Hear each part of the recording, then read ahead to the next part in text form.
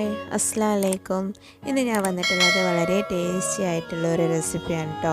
പുഡിങ്ങാണ് നമ്മളിന്ന് തയ്യാറാക്കാൻ പോകുന്നത്. വളരെ എളുപ്പത്തിൽ തയ്യാറാക്കാം. അതുപോലെ ചൈന ഗ്രാസോ ജലാറ്റിനോ ഒന്നും നമുക്ക് ആവശ്യമില്ല. കോൺഫ്ലവർ ഉപയോഗിച്ചിട്ടാണ് നമ്മളിതിവിടെ തയ്യാറാക്കുന്നത് കേട്ടോ. അപ്പോൾ വളരെ ടേസ്റ്റിയാണ്, വളരെ എളുപ്പമാണ്, അതുപോലെ വായിലിട്ട് അലിഞ്ഞു പോകുന്ന ഒരു റെസിപ്പിയാണ് കേട്ടോ. അപ്പോൾ ഒട്ടും വൈകാതെ തന്നെ നമുക്കിത് എങ്ങനെ തയ്യാറാക്കാമെന്ന് നോക്കാം. ഞാനിവിടെ മാതളം എടുത്തിട്ടുണ്ട്. ഇതിൻ്റെ തൊലിയൊക്കെ കളഞ്ഞെടുത്തിട്ടുള്ളതാണ്. ഈ മാതളത്തിൽ നിന്ന് തന്നെ നമുക്ക് കുറച്ച് മാതളം ഒന്ന് മാറ്റി വെക്കണം. നമുക്ക് ഡെക്കറേഷൻ ചെയ്യാൻ വേണ്ടിയിട്ടാണ്. അപ്പോൾ ഞാൻ ഇവിടെ കുറച്ച് മാറ്റി വെക്കുന്നുണ്ട് കേട്ടോ. ഇനി നമുക്ക് ഇതൊന്ന് നല്ലതുപോലെ അരച്ചെടുക്കണം. അപ്പോൾ അതിന് വേണ്ടിയിട്ട് നമ്മളെടുത്ത് വെച്ചിട്ടുള്ള മാതളം നമുക്ക് മിക്സിയുടെ ജാറിലേക്ക് ഇട്ട് കൊടുക്കാം.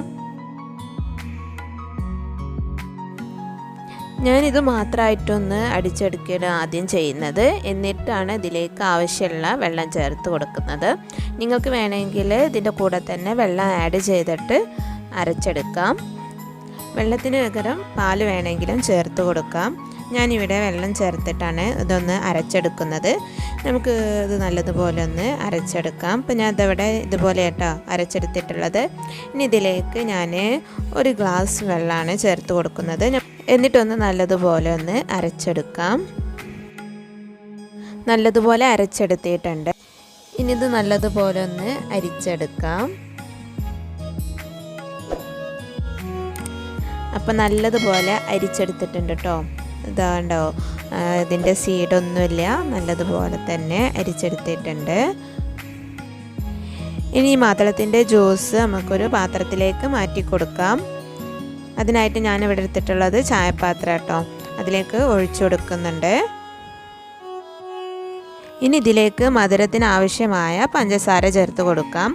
അത് നിങ്ങളുടെ ഓരോരുത്തരുടെ ഇഷ്ടത്തിനനുസരിച്ച് മധുരം കൂട്ടിയും കുറച്ചൊക്കെ ചേർത്ത് കൊടുക്കാം കേട്ടോ. ഞാനിവിടെ 4 ടേബിൾ സ്പൂണാണ് ചേർത്ത് കൊടുക്കുന്നത്.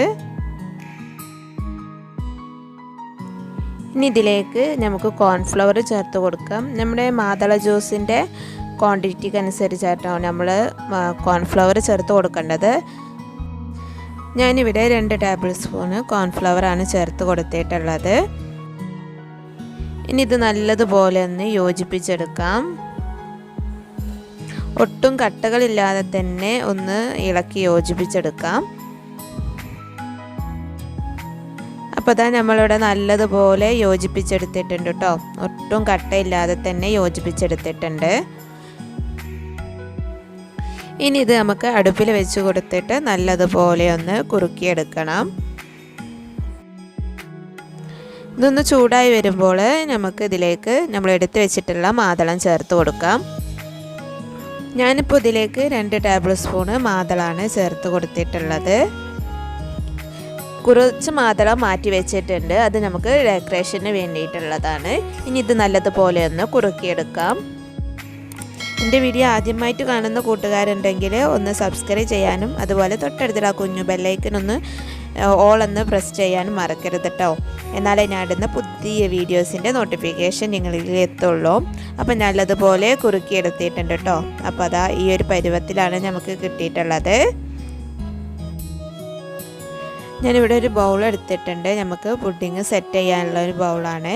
ഇതിലേക്ക് ഞാൻ കുറച്ച് ഓയിൽ ഒന്ന് സ്പ്രെഡ് ചെയ്തെടുത്തിട്ടുണ്ടായിരുന്നു. ഇനി നമ്മൾ തയ്യാറാക്കി വെച്ചിട്ടുള്ളത് ഇതിലേക്ക് ചേർത്ത് കൊടുക്കാം. നമ്മൾ എടുത്ത് വെച്ചിട്ടുള്ള മാതളം ഉണ്ടല്ലോ, അത് നമുക്ക് ഇതിന് മുകളിലായിട്ട് ഇങ്ങനെ വിതറി കൊടുക്കാം. അപ്പോൾ അതാ നമ്മുടെ പുഡിങ്ങിൻ്റെ ഡെക്കറേഷനൊക്കെ ഇവിടെ കഴിഞ്ഞിട്ടോ. ഇനി നമുക്കതൊന്ന് സെറ്റാക്കി എടുക്കണം. അപ്പം തണുപ്പിച്ചെടുക്കുകയാണ് നല്ലത്. നല്ല ടേസ്റ്റ് ഉണ്ടാവും കഴിക്കാൻ. അപ്പോൾ നമുക്കതൊന്ന് തണുപ്പിച്ചെടുക്കാം. അപ്പം നമ്മുടെ പുഡിങ് ഇവിടെ സെറ്റാക്കി എടുത്തിട്ടുണ്ട് കേട്ടോ. നല്ലതുപോലെ നമ്മുടെ ബൗളിൽ നിന്നൊക്കെ നല്ലതുപോലെ വിട്ട് നിൽക്കുന്നുണ്ട്.